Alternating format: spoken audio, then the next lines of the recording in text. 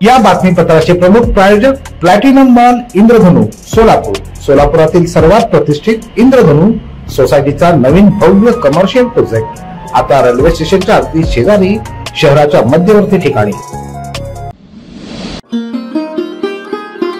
दर्शक हो, आता पाहणार आहोत एक महत्त्वाची बातमी।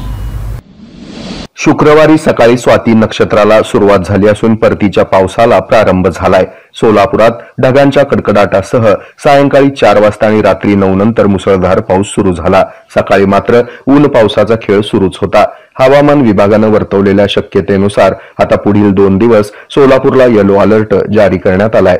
तुरळक ठिकाणी विजांच्या कडकडाटासह वादळे, मध्यम पाऊस आणि सोसाट्याचा वारा 40 ते 50 किमी प्रति तास वेगाने येण्याची शक्यता असल्याचं सांगण्यात आलंय। शुक्रवारी सोलापूर शहराच्या विविध भागात जोरदार पावसानं हजेरी लावली।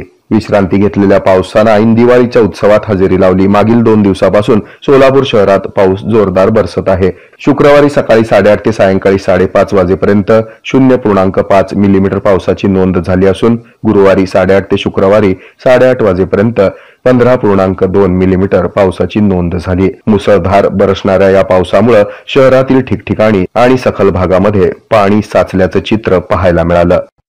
हे आहे मेट्रोकास्ट केबल नेटवर्क आणि आपण पाहत आहात द न्यूज प्लस बरच काही।